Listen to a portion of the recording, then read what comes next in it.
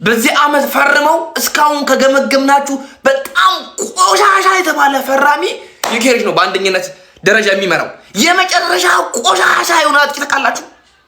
ከጉዳት ከተመለሰ በኋላ አንድ ፔናልቲ ያስቆጠሩ ጀምሮ አለቀ። በሰባት ጨዋታ ደግሞ ሹት አላረገም። ሹት ሳያረግ ነው የወጣው። ሹት ሳያረግ የመጨረሻ ቆሻሻ የተባለ አጥቂ የእውነት አይ እሱ እኮ ማርክ አድርገውት ሌላ ድል ይፈጥራ የሚባል ነገር አጥቂ ነው። ለአርሰናል እንዲያገባ ነው። ላስቲር እንከናችሁ ጎል ማግባት ነበር። አጥቂ ነበር። ያው አጥቂ የማይረባ ዘታት ይሆን አጥቂ ቦርጫም ይሁን እንዲ ውፍረቱም ሲጀመር መቀነስም አለበት።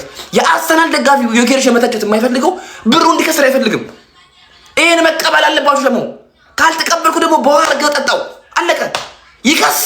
የከሰረ ስትራይከር ነው ዩኬሬሽ። ደግሞ የከሰረ ሴስኮ ሳይሻል አይቀርም።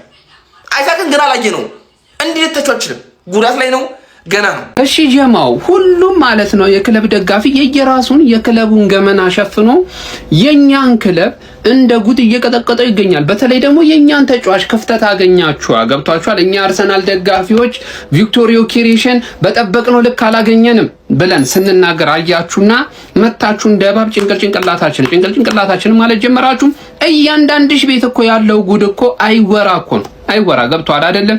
ይሄ ልጅ ከሊቨርፑል ቤት ተጫዋቾች ጋር ያለው ንጻሬን እስቲ እንመልከተው። ምን ይመስላል? ሁሌም ኮፒ ሊንክ ሼር አድርገህ ማለት ነው ለምድረ ወዝጋባ ታዳርስልኛለህ ማለት ነው። እያንዳንድ ቪክቶር ዮኬሬሽ ያመጣንበት ዋጋን ታውቁታላችሁ። 55 ሚሊዮን የጨረሰብን 7 ጎል አለው። ፕሪሚየር ሊጉ ላይ ቅብርር ብሎ እየመራ የሚገኝ ነው በ6 ነጥብ ልዩነት። ሻምፒዮንስ ሊጉም ላይ የሱ ቡድን ቅብርር ብሎ እየመራ ያለ ቡድን ያለው ገብቷል አይደለ? እዚህ ቤት ደግሞ እንምጣስቲ እንግዲህ ሪኮርድ ሰባብሮልናል ይሄ ቡድን ማለት ነው። እና እሱ ቤት ያሉት ተጫዋቾች አይነኩም ገብቷል። እኛ ምን ያህል ሚዲያው እንደሚጫንን እንደሚወቅጠን እንደሚረግጠን ማሳየው ይሄ እኮ ነው፣ ሌላ ነገር እንዳይመስላችሁ። እዚህ ቤት ያለውን ጉድ አወራ መጥቶ የሚያወራው እዚች ጋር ነው። በቃ ይሄ ልጅ 8 እንትን ነክቶ ወጣ 10 ጨዋታ ሞላው ይላል አላገባም። እሺ እዚህ ቤት ሂድና ጉዱን ንገረኝ። የኔን ብቻ አይደለም ይሄ ደግሞ አሰቃየኝ እኮ ወጣባቸው 241.5 ሚሊዮን ነው ጀማው። ያ ብቻ አይደለም ተደምሮ የሁለቱ ጎል 5 ጎል ነው ያላቸው። ፕሪሚየር ሊጉ ላይ 4ኛ ደረጃ ነው ያሉት። ሻምፒዮንስ ሊግ ላይ 9ኛ ደረጃ ላይ የተቀመጠ ነው። በዚህ ላይ ደግሞ ምን ውድድር ላይ ነው ባለፈ ቂጡን ተብሎ ይወጣው። እሱን እናንተ ኮሜንት ሴክሽን ላይ ጻፉልኝ። ተባረሃል ገብቷል። እኛ ሁሉም ውድድር ላይ አለ ገባ አይደለም? ሌላው ደግሞ በጣም ያፈላው ሲለው ደጋፊ ነው። ስለኔ ተጫዋች ከማውራት በፊት ስለ ቪክቶር ዮኬሬሽ ማለት ነው የታበቃ አርገው ነው ይሄ የት ነው? ፕሪሚየር ሊግ ላይ ነው ሲጮት ምናቆኛ እንደዛ ሲያበራ ብራይተን ላይ እናውቃለን። ልጅ ምን ውስጥ ከተው ነው መተ ስለኔ አጥቂ አንተ ነህ የምታወራው? አንተ ታወራለህ ስለኔ አጥቂ? በቃ ማፈር እኮ አለብህ ማንዬ። ይኸውልህ ትርፌና ደግሞ ጩጮቹ ምናምን በሌላ ቪዲዮ መጥቼ የምረጋግጣችሁ ይሆናል። ሁለታችሁን ለአሁን ላስተናግዳችሁና በቀጣይ ደግሞ እመጣለሁ። ጭራሽ ቢኮስፐርስ ራሱ እኮ ስለኮ አወራች እኮ ስለ ዮኬሬሽ አንቺ ወይኔ። እሺ ጋይስ እንግዲህ ቪክቶር ዮኬሬሽ እና ብሩክ ተጣልተዋል። እንዲሁም በቪክቶር ዮኬሬሽ ምክንያት ብሩክና አርሰናል አንዳንድ ሁሉንም ባይወክልም አንዳንድ የአርሰናል ደጋፊዎችን አስቀይሟል። እጅግ በጣም ብዙ ኤዲቶች እያየው ነው ማለት ብዙ ኤዲት ስላችሁ ሜንሽኖች በ30 ደቂቃ ውስጥ ማለት ነው። በትንሹ በየ30 ደቂቃው 50 ሜንሽን አያለው። ለተቃራኒ ቡድን ደጋፊዎች እመጣባችኋለሁ። እናንተ ሲጀመር ኮንቨርሴሽን ውስጥ ራሱ መኖር የለባችሁም። ግን ለክለቢ ደጋፊዎች ላስቀየምኳችሁ እጅግ በጣም ከልቤ ነው የምሬ ነው የምላችሁ። በዚህ ልክ እንዳስቀየምኳችሁ በዚህ ልክ እንዳስከፋችሁ አላቅም ነበረ። እጅግ በጣም ይቅርታ። ይሄ ከልቤ ነው የምሬ ነው የምላችሁ። ጨዋታውን ታስታውሱታላችሁ። እጅግ በጣም የጓጓንለት የጠበቅነው አምና አንፊልድ ላይ አሰልጣኛችን ከተደረገው ነገር አንጻር ተጫዋቾቻችን በሙሉ ኢነርጂ ማየት ፈልጌ ነበረ እና አስቶን ቪላ ላይ ያደረግነውን ነገር ድጋሜ ሊቨርፑል ላይ እንድናደርግ ፈልጌ ነበር። ያንን አላገኘንም። በጨዋታውም ኦልሞስት ሁሉም በሚባል ደረጃ ጥሩ እየተጫወቱ አልነበረም። የዮኬሬሽ አጥቂያችንም ትንሽ ቁጥራዊ መረጃ ጥሩ አልነበረም እና በሰዓቱ ንዴት ውስጥ ነበርኩ። ታምሜ ነው ያደርኩት የዛን ቀን ሆነስትሊ ጋይስ እግዚአብሔር ነው የምላችሁ። ጨጓራዬን ታምሜ ነው ያደርኩት። ኢቭን አልተኛውም እስከ ሌሊት 11 ሰዓት ድረስ እና በስጭት ላይ ነበርኩኝ። ኢቭን እስኪያመኝ ድረስ ነው የተናደድኩት። ወዲያው ላይቭ ላይ ራሱ ገብቻ አይታችሁኛል። ራሴን አሞኝ ነበረ፣ ጨጓራዬን አሞኝ ነበረ እና ንዴት ውስጥ ነበርኩ። ያው የጠበቅኩትን ነገር አላገኘሁም። እናንተን የምሬ ነው የምላችሁ የክለቤ ደጋፊዎችን ስላስቀየምኩኝ እጅግ በጣም ይቅርታ። ይሄ ከልቤ ነው የምሬ ነው የምላችሁ። ከዮኬሬሽም ጋር ተታርቀናል፣ አውርተናል። ባይዘው ቅድም የሆነ ኤዲት አይቼ ከፋይ ነው የምላችሁ። በቃ ተሰማኝ። የእውነት ያስቀየምኩት ነው የመሰለኝ እግዚአብሔር እና ጋይስ የምር በጣም ከልቤ ነው ይቅርታ አድርጉልኝ። እኔና ቪክተር ታርቀናል። ለተቃራኒ ቡድን ደጋፊ ግን ምረፎቃቃ እነ ጃው ፔድሮን እነ ዴላፕን እነዛኞቹ ደግሞ ያንን ዝለላቸውን ይዘህ እኛ ላይ ኤዲት ቪክተር ላይ ኤዲት አባቴ የቻምፒዮንስ ሊግ እኮ ኮከብ የሆነ እኮ ምርጥ አጥቂ ነው። እናወራበታለን እናንተ ላይ ማለት ነው። በሰፊው ነው የምመጣባችሁ። ይሄ ቪዲዮ ግን ለክለቤ ደጋፊዎች ነው። እወዳችኋለሁ። እኔ ባንቺ ደስተኛ ነኝ። አንቺ ደስተኛ ነሽ እንዴ? በኔ ደስተኛ ነሽ ወይ? ደስተኛ ነሽ ወይ? አንቺ በኔ ደስተኛ ነሽ ወይ? ደስተኛ ነሽ ወይ? አንቺ በኔ ባንቺ ደስተኛ ነኝ እኔ። አንቺ ደስተኛ ነሽ ወይ? በኔ ደስተኛ ነሽ ወይ? ደስተኛ ነሽ ወይ? አንቺ በኔ ደስተኛ ነሽ ወይ? ነሽ ወይ? ተመልከቱ። ትናንትና ኮሜንቴ ላይ ይሄንን ፎቶ ለቆታል። ያካለለው የሜዳ ክፍል ብለው ይሄን እንደው እንደዚህ ሙሉ እሱ የከበበው ቦታ ማይለቅ ራስ መታት ይስጣችሁ። ግን ሐቂቃው ስለዚህ ልጅ ማለት ነው ሜዳ ያካልላል ምናምን እንዲህ እሱ ለእንትን ምናምን ይሄ እሱን ያካለለው ሜዳ ከፈለገ በቆርቆሮ ይጠራው እንጂ ማለት ነው። እኛ ለነዛ ሜሪኖ አለን በአስተኛ 9 ቁጥር እንደ ሃቨርት መጫወት እንችል ነበር። ግን ስናመጣው በአስተኛ 9 ቁጥር የትም አይደርስም። ጨራሽ አጥቂ ያስፈልገዋል ተብሎ 54 ጎል ያስቆጠረን ምርጥ አጥቂ ጎል እንዲያገባን ያመጣ ነው እንጂ ምንም ተስፋ የሚሰጥ ነገር እስካሁን የለም። ምናልባት ሊቀየር ይችላል። እሱ ወደፊት የሚታይ ነገር ነው። ግን ትናንትና ጎል አርሰናል በሚያስፈልገው ሰዓት ይሄን መሰለ አጥቂ ይዘን ጭራሽ ኒኪኪው ሪከርድ ሰብሮ ነው የወጣው። 8 ኳስ ነክቶ ወጣ በሜዳ። ምን ያደርግልናል? ዝም ብሎ ብቻውን መሮጡ እንዴ! ያካለው ሜዳ በቃ ይውሰደው ቁርሱ ወይ ደግሞ ከሚስቱ ጋር እናስታርቀው ወይ ያን 5 ሚሊዮን በቃ ያዋጣውን ብር እንመልስለት። በቃ የሆነ ቂም ይዞብን ነው 5 ሚሊዮን ስላወጣ ነው እንደዚህ የሚጮተው። ለማንኛውም እኔ በዚህ ልጅ ጉዳይ እንደውም የአርሰናል ደጋፊ ለአርሰናል ያደረገውን ነገር ስላየን ትዕግስተኞች ነን ማለት በቃ እንደውም ታግሰነዋል እንጂ ምንም ያን ያህል ተስፋ ሰጪ ከአንድ አውሬ አጥቂ ስፖርቲንግ ቤት ያገባቸውን ጎሎች አናውቅም እንዴ? ጭራሽ ኳስ ይዞ እንኳን ምን ማድረግ እንዳለበት እኮ ውዝግብ ያለው ምን እንደሆነ እኔ አኡዙ ቢላ። ለማንኛውም ይመቻችሁ ጋይስ። ለምንድን ነው ግን ስለዚህ ተጫዋች የማናወራው? ምን አይነት አጥቂ ነው? ምን አይነት አውሬ አስጠቂ ነው? አውሬ አስጠቂ ነው እንዴ? ይቻላል እንዴ እንደዚህ አይነት ፐርፎርማንስ? ፕሪሚየር ሊጉን እኮ አንቀጠቀጠው። የአርሰናል ደጋፊዎች የዛን ጊዜ ስትዘምሩለት የነበረው ለዚህ ነው ለካ። ይገባዋል። ምን አይነት አጥቂ ነው? ምን አይነት አውሬ አይምሬ አጥቂ ነው እንዴ? ይሄ ሁሉ ጎል ገና ፕሪሚየር ሊጉ እኮ አላለቀም እኮ ገና እኮ ነው ጋይስ። ይሄ ሁሉ ጎል የወርቅ ጫማው እኮ በቃ የሱ እኮ ነው ጋይስ፣ የሱ እኮ ነው በቃ እንደበለው ታሉት በቃ የወርቅ ጫማውን። ቃላት የለኝም።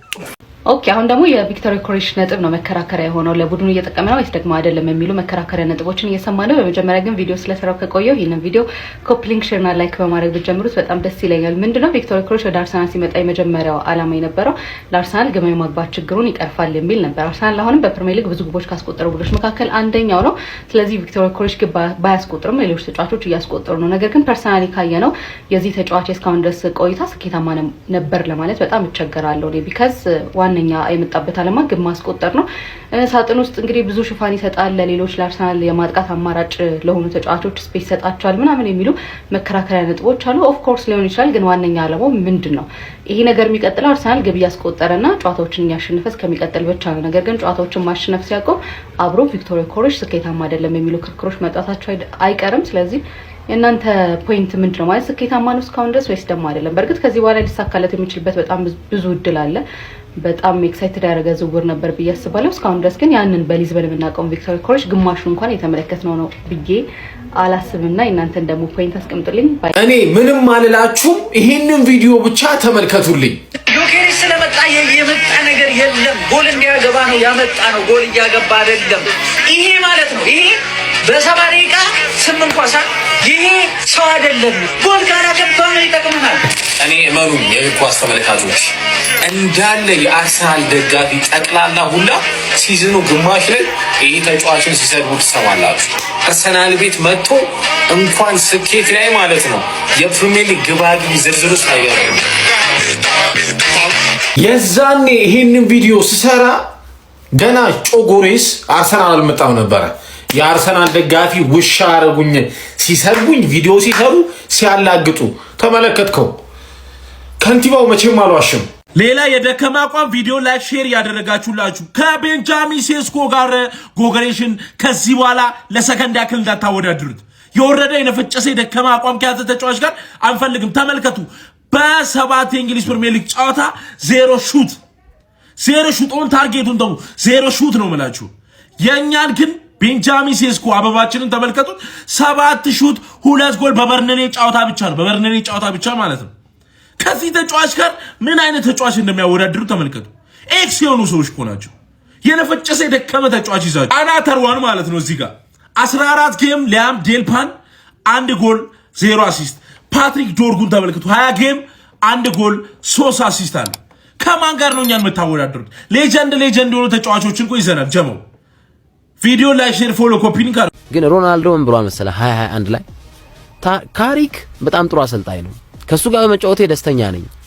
እንዘን ካሪክ ትልቅ አሰልጣኝ እንደሚሆንም እመኛለሁ ይሆናልም ብሏል ሮናልዶ፣ ክርስቲያኖ ሮናልዶ ማለት ነው። እና የሆነ ነገር አሳይቶናል። ቢያንስ በሚድልስብራህ ቢያንስ ቲሙን ወደ ፕሪሚየር ሊግ ከፍ ለማድረግ ሚድልስብራህ፣ ቦልተን ወንደረስ፣ በሄ እነዚህ ፖርትስማውዝ፣ ዊጋን አትሌቲክ ምናምን ይሄ በተለይ 90ዎቹ ላይ ምናምን እናስታውሳቸው ክለቦች ናቸው። በቻምፒየንሺፕ አሁን የሚገኙ ግን ፕሪሚየር ሊግ ላይ በጣም በቃ ደስ የሚሉ ነበሩ እና ሚድልስብራህን ወደ ፕሪሚየር ሊግ ለማምጣት ሞከራ አድርገው ነበር።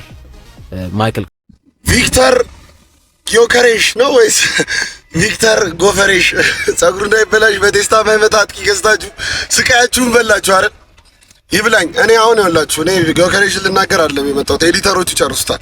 እኔ አሁን አንድ ጥያቄ የምጠይቃችሁ ዘንድሮ አርሰናል የፕሪሚየር ሊግ ዋንጫውን ማሳካት ባይችል ምን አይነት ኤክስኪውዝ ልታቀርቡ ነው? ምክንያት ምን ልታቀርቡ ነው?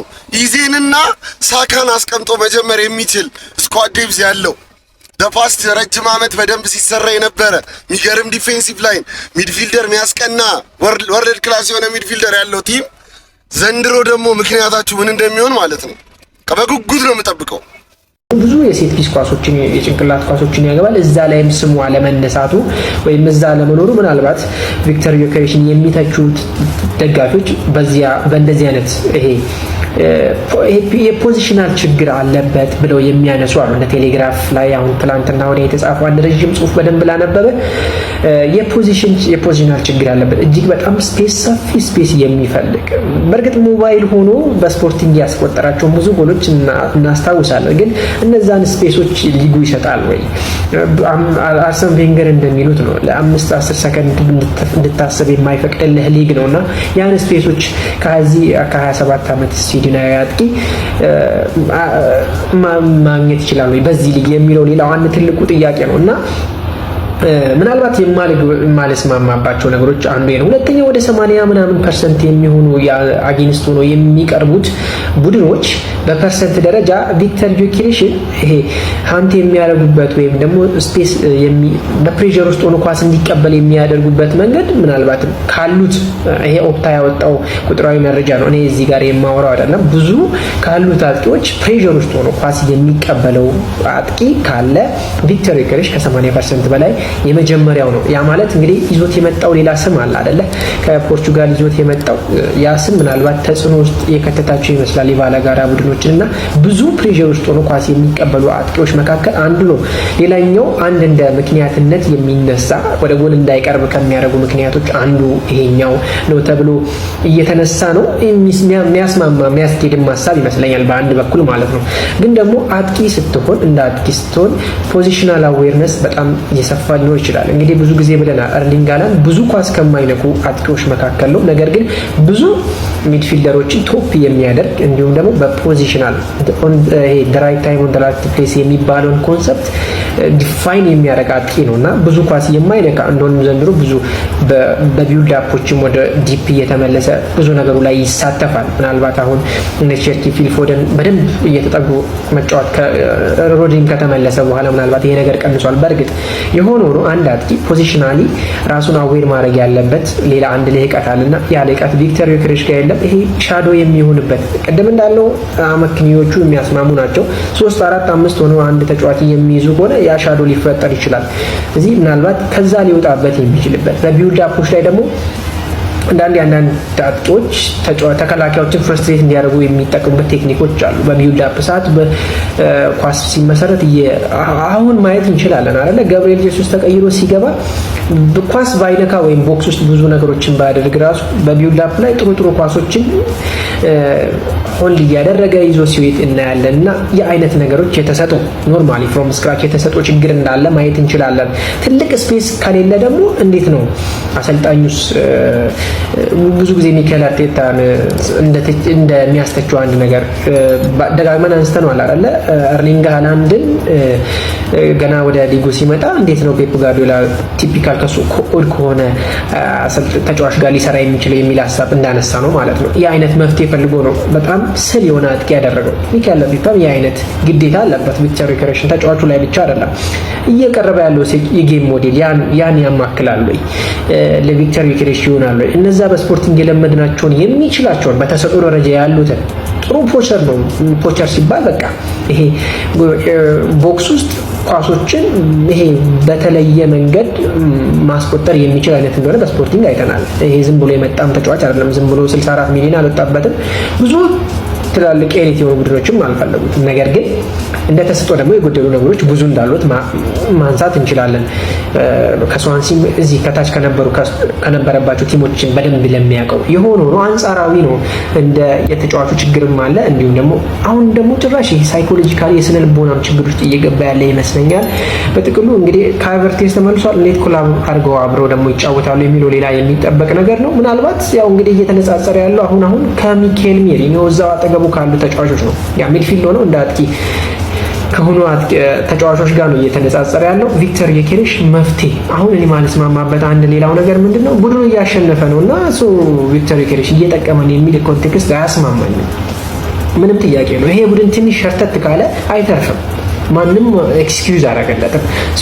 የሆነ ነገር ሀይድ እያደረገው እንደ ሪዝን ሊቀርብ አይገባም ብዬ ነው ማስበው። ይሄ ቡድን ወልፈት ካለ ማንም ሰው አይምረው። ይሄ ምንም ጥያቄ የለውም። እና ግን ደግሞ የመጣው እንዲህ አይነት ጎሎችን ነው። ቡድኑ ሰክሰስ እስከሆነ ድረስ ምንም ዳውት ልታደርግበት አትችልም። አሁን እየበዛ ያለው አንድ እሱ ነው። ያ ጣራ ጤናማ ነው ብዬ ስለማላስብ ነው። የሆነ ሆኖ ምናልባት የሆነ ክሊክ ይፈልጋል። እንግዲህ ብዙ ጊዜ ባለፈው በሊቨርፑል ዳርዊን ኑኔዝ ሲፈርም ሳነሳቸው የነበሩ ሀሳቦች ነበሩ። በጥቅሉ አንዳንድ ክሊክ የሚፈልጉ አጥቂዎች አሉ። እንዴት እንደሚመጣ አላውቅም። የቪክተር ዮኬሬሽ ክሊክ በየትኛው ኮንቴክስት አሁን የደረጃ የነጥብ ልዩነቱ ወደ 6 ከማንቸስተር ሲቲ ጋር ሆኗል። እንደዚህ አይነት እንደ ትላንት አይነት ጨዋታዎች ላይ መሳተፍ ነበረበት ብዬ አስባለሁ። ጎሎች ያስፈልጋሉ። እንዲህ አይነት ጎሎች ትላንትና ቢኒያሚን ሼሽኮ በሁለት ጨዋታ 3ኛ ጎሉን አስቆጥሯል። ይሄ የራስ መተማመን ለአጥቂ አንድ አጥቂ ምንም አይነት ጎል ያስፈልጋል ሲል ነው ከጨዋታው በኋላ የሰማነው። ስለዚህ ቪክተር ዮኬሬሽ ምንም አይነት ጎል ይፈልጋል።